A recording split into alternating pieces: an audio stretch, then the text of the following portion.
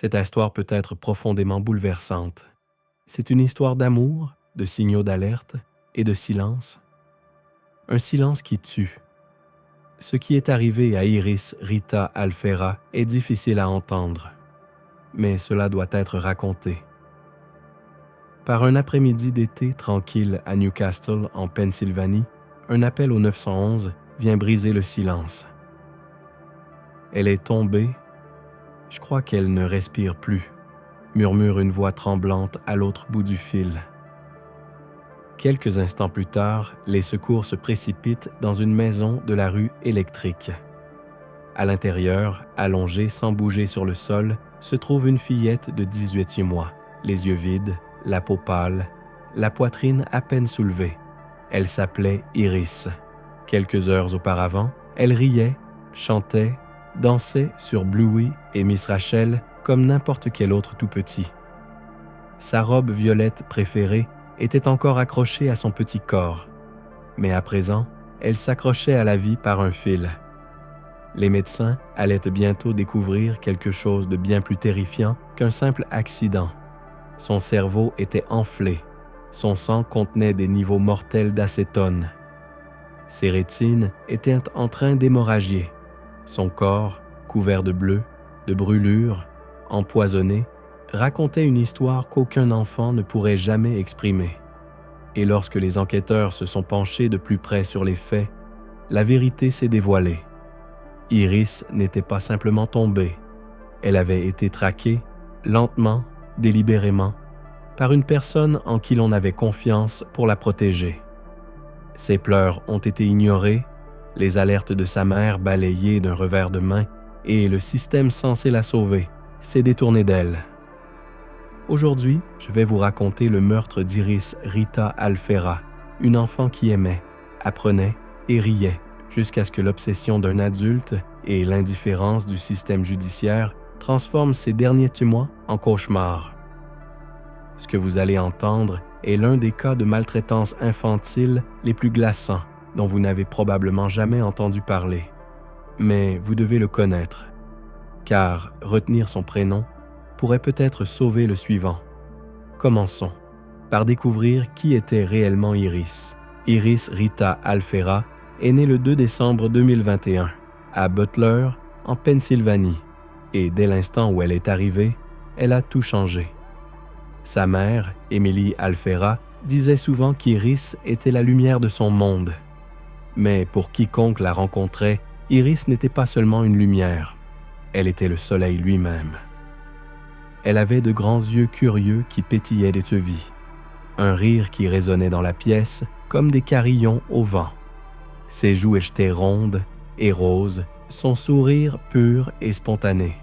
C'était le genre d'enfant dont la simple présence vous arrêtait et vous faisait croire de nouveau en la beauté du monde. À 6 mois, elle rampait déjà. Le jour de son premier anniversaire, elle marchait, signait quelques mots de base et prononçait ses premières phrases. Elle était brillante, incroyablement brillante. Elle adorait les vidéos de Miss Rachel et savait reproduire sons, gestes et signes avec une précision étonnante. Ses personnages préférés étaient Moana et Bluey. Dès que la musique se faisait entendre, Iris se balançait d'avant en arrière, les bras levés, les yeux illuminés de joie. Elle aimait les animaux. Le chat de la famille dormait souvent à côté de son berceau, et elle riait sans fin en poursuivant le chien à travers le salon. Ses jouets n'étaient non pas de simples objets, c'étaient ses compagnons dans un monde d'imagination sans limite. Sa mère l'habillait avec de petits maillots de bain assortis, des robes d'été ou des pyjamas étoilés. Iris semblait toujours tout droit sortie d'un livre d'histoire, de ceux qu'on ne veut jamais refermer. Le jour de la fête des mères 2023, Emily a publié une photo avec Iris. En dessous, une légende qui résonne aujourd'hui comme une épitaphe. Le plus beau cadeau dont j'aurais pu rêver, ton visage souriant. Je t'aime tellement, Iris Rita. Tu me rends si fier d'être ta maman.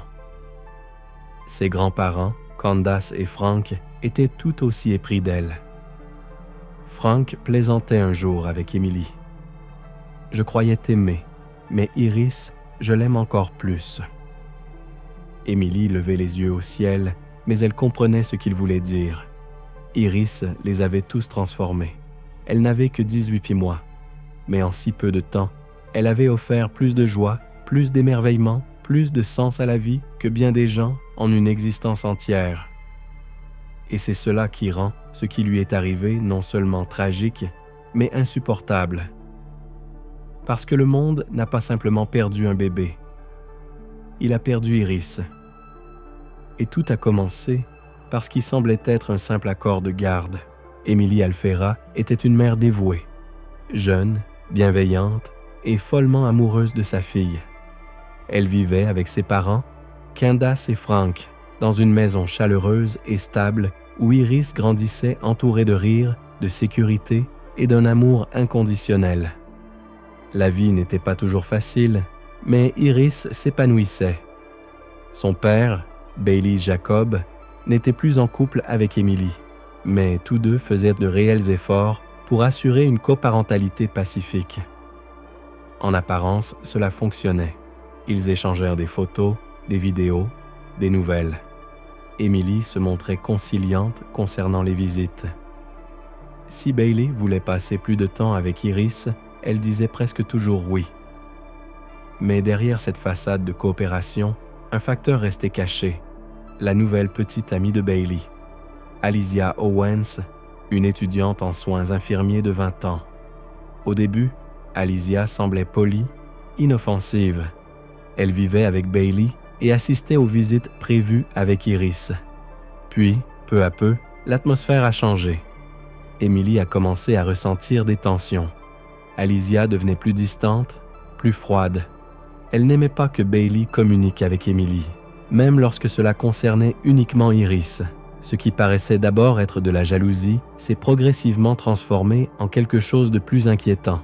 Selon les grands-parents d'Iris, Alicia est devenue obsédée. Le ressentiment a laissé place à une obsession, puis à quelque chose de bien plus sombre, une haine dirigée contre un enfant.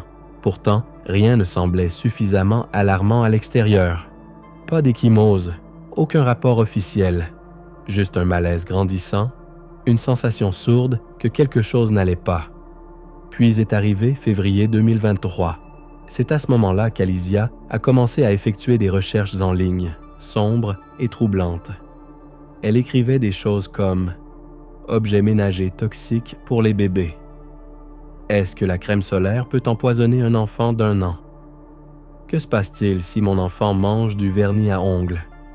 Elle est même allée jusqu'à taper « Que se passe-t-il si un enfant avale une pile bouton? » Pour un œil non averti, ces recherches pourraient en paraître étranges, voire absurdes. Mais pour quiconque y prêtait attention, c'était une carte, une suite d'intentions. Ce n'était pas une recherche isolée. C'était un schéma, une escalade silencieuse. Et personne, ni le tribunal, ni les services sociaux, ni même Bailey, ne semblait s'en apercevoir. En avril, Iris est revenue d'un week-end chez son père. Émilie lui a changé la couche et s'est figée. À l'intérieur, elle a trouvé quelque chose qui n'avait rien à y faire, une petite boule gélatineuse. Une bille d'eau, puis d'autres, 20 au total, accompagnée d'une vis métallique et de 3 piles boutons. Émilie a immédiatement emmené sa fille à l'hôpital pédiatrique UPMC de Pittsburgh. Pendant plusieurs jours, Iris a évacué des objets étrangers, des choses qu'aucun tout petit n'aurait pu avaler accidentellement. Les médecins étaient alarmés. Émilie, terrifiée. Elle a supplié le tribunal d'intervenir, de suspendre les visites. Mais la justice n'a pas interrompu le droit de visite. Au lieu de cela, le juge a ordonné des cours de coparentalité. Les services de protection de l'enfance sont passés, puis repartis. Ils ont rempli un formulaire, jeté un coup d'œil rapide dans les 2 foyers et ont refermé le dossier. Et ainsi, Iris, qui venait d'échapper de justesse à une première tentative de maltraitance, a été renvoyée dans l'environnement même qui avait failli la tuer. Un lieu où, derrière une porte fermée, quelqu'un l'observait, planifiait, attendait. Ce qui allait se passer ensuite ne serait pas un simple avertissement. Ce serait définitif le 25 juin 2023. C'était un dimanche à Newcastle, en Pennsylvanie. Un jour d'été comme tant d'autres, qui aurait dû se terminer par des histoires du soir et des doigts collants de sucettes glacées. Mais pour Iris Alfera, 18 mois, ce fut le dernier jour où elle verrait le soleil. Ce matin-là, elle se trouvait avec son père, Bailey Jacob, et la petite amie de celui-ci, Alicia Owens. Le plan était simple. Bailey devait faire quelques courses avant de ramener Iris chez sa mère. Iris aurait dû être de retour auprès d'Emily en fin d'après-midi, mais elle n'est jamais rentrée. Alors que Bailey attendait à la caisse, son téléphone a sonné. Au bout du fil, Alicia, paniquée, essoufflée. « Elle est tombée », dit-elle. « Je crois qu'elle est tombée du lit. Elle ne réagit plus. » Il a tout laissé tomber et a foncé chez lui. À son arrivée, les secours étaient déjà là. Iris était allongée au sol, immobile, inconsciente, les yeux vitreux, perdus. Sa petite poitrine se soulevait à peine. Elle a été transportée d'urgence à l'hôpital Jameson de Newcastle, puis transférée à l'hôpital pour enfants UPMC de Pittsburgh. Ce que les médecins ont découvert là-bas allait briser même les cœurs les plus aguerris. Son cerveau était gravement enflé. Des hémorragies internes touchaient les deux rétines, un signe typique du syndrome du bébé secoué. Ses organes lâchaient un à un, et puis le test sanguin est tombé. Un taux mortel d'acétone. L'acétone, un solvant chimique que l'on trouve dans le dissolvant pour vernis à ongles et d'autres produits ménagers toxiques. Cela n'arrive pas par accident. Bailey et Alicia ont affirmé qu'Iris semblait aller bien ce matin-là.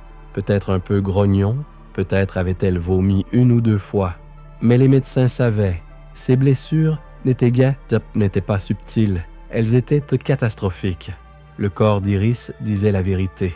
Elle avait subi un traumatisme extrême, compatible avec des secousses violentes ou des coups, et avait été empoisonnée par un produit chimique qui ronge le corps de l'intérieur. Pendant 4 jours, Iris s'est battue pour survivre. Les machines bipaient doucement autour d'elle. Sa mère ne l'a jamais quittée. Ses grands-parents murmuraient des prières, caressaient ses petites mains, imploraient l'univers pour un miracle de plus. Mais le 29 juin 2023, à exactement 13h52, Iris Rita Alfera a été déclarée morte. Elle n'a jamais pu rentrer chez elle, jamais pu danser encore une fois sur Bluey, jamais pu grandir. Et la question qui résonnait dans tous les couloirs de l'hôpital, dans chaque pièce baignée de larmes, était « Pourquoi a-t-elle été renvoyée là-bas ?» Au moment où le décès d'Iris fut prononcé, l'hôpital alerta immédiatement les autorités. Personne n'avait besoin d'entendre que ce n'était pas un accident. Son corps, meurtri, empoisonné, brisé, était la seule preuve nécessaire pour ouvrir une enquête criminelle. Les détectives du service de police de Newcastle ont commencé leur travail presque immédiatement. Ils ont interrogé Bailey Jacob et Alicia Owens. Leurs récits ne concordaient pas. Alicia affirmait qu'elle était assise sur le lit, en train de donner à manger à Iris, lorsque des crampes soudaines l'auraient paralysée. Elle disait qu'Iris était tombée, à peine 15 cm, du bord d'un matelas mince sur un sol recouvert de moquettes. Elle insistait avoir tenté une réanimation avant d'appeler le 911, mais les preuves médicales racontaient une autre histoire. Les blessures d'Iris, hémorragie rétinienne, gonflement cérébral sévère, défaillance des organes, correspondaient à un traumatisme à haute vélocité du type que l'on retrouve dans un accident de voiture. Pas une chute, pas d'une hauteur de 15 cm sur de la moquette.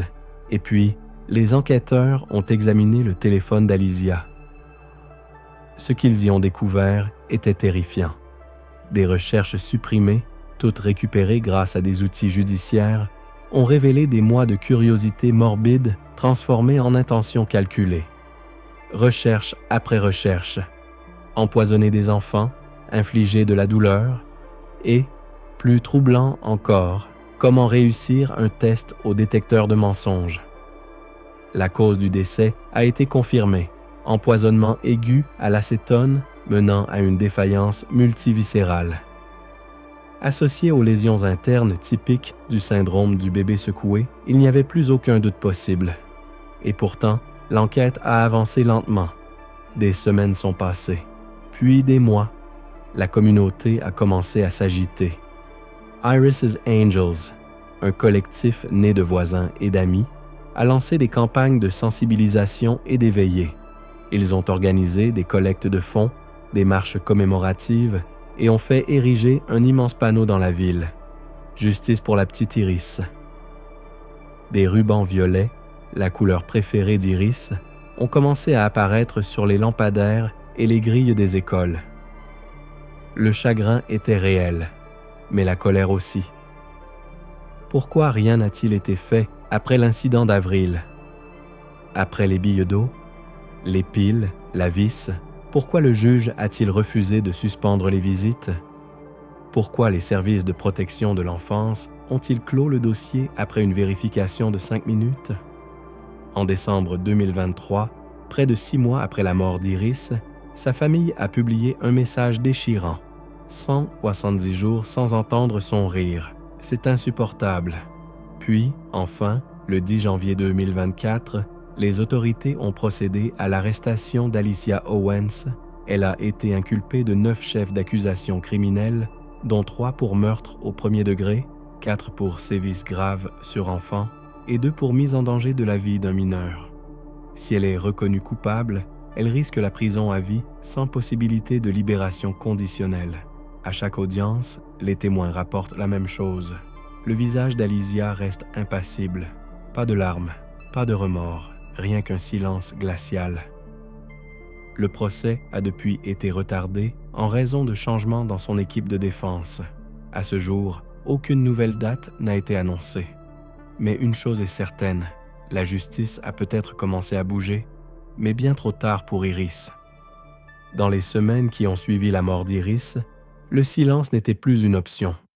Les habitants de Newcastle, une ville paisible, peu habituée aux gros titres, ont commencé à prendre la parole. Fortement, publiquement. Ensemble, ils se sont unis sous un seul nom. Les Anges d'Iris, ce qui n'était au départ qu'une famille en deuil allumant des bougies devant son garage, est rapidement devenu un mouvement communautaire. Des rassemblements ont été organisés. Des collectes de fonds ont surgi. Un panneau d'affichage est apparu près de Mill Street, immense, impossible à ignorer, avec 4 mots en lettres majuscules. Justice pour le bébé Iris. Des rubans violets ont été accrochés aux boîtes aux lettres, aux clôtures, aux vitrines. Les enfants les portaient à l'école. Les enseignants racontaient l'histoire d'Iris en classe, non pas comme une leçon de peur, mais comme un appel à la vigilance. Des beignets ont été distribués près du panneau. Un petit geste face à une blessure immense, et chaque passant repartait avec un ruban. Beaucoup partaient en larmes. Émilie, la mère d'Iris, a refusé de faire son deuil en silence. Elle a commencé à prendre la parole lors d'événements publics. Elle a appelé les législateurs à se souvenir du prénom de sa fille chaque jour de leur carrière. Elle a supplié juges, travailleurs sociaux et politiciens d'arrêter de privilégier la procédure au détriment de la protection. Ce n'est pas seulement une tragédie, a-t-elle dit. C'est un système qui a choisi la paperasse plutôt que la vie d'une petite fille. Sa voix tremblait, mais sa détermination ne faiblissait pas. La communauté s'est ralliée à elle. Plus de 17 000 $ ont été récoltés via le fonds Iris's Angels, non seulement pour des mémoriaux, mais aussi pour un héritage. Ils ont lancé des projets, une bourse d'études au nom d'Iris, une course de sensibilisation de 5 km, une initiative caritative appelée « Les armoires d'Iris », destinée à fournir fournitures scolaires et produits de première nécessité aux enfants en détresse. Mais peut-être que l'appel le plus poignant est venu du grand-père d'Iris, Frank. Les services de protection de l'enfance ont échoué. Ils auraient dû intervenir en avril. Ils auraient dû la protéger. Ils ne l'ont pas fait. Puis Noël est arrivé, le premier sans Iris. Et la famille a publié un message déchirant. Les monstres continuent de se cacher derrière leurs caméras. 170 jours sans son rire. C'est insupportable. Et pourtant, aucune date de procès, aucun apaisement, seulement l'écho d'un prénom d'enfant porté par une ville entière bien décidée à ce qu'on ne l'oublie jamais. Car ce qui est arrivé à Iris Alfera, ce n'était pas seulement un crime, c'était un échec de la loi, de la protection, de l'humanité. Et Newcastle a fait un choix clair. Il ne détournerait plus jamais le regard. Si un tout petit avale 20 billes d'eau, une vis et 3 piles boutons en un seul week-end, si quelqu'un dans le foyer fait des recherches sur comment empoisonner un enfant, si une mère supplie un juge de suspendre les visites après une urgence médicale, et si, malgré tout cela, le système renvoie quand même l'enfant dans ce foyer, alors le système n'est pas défaillant, il refuse simplement de fonctionner.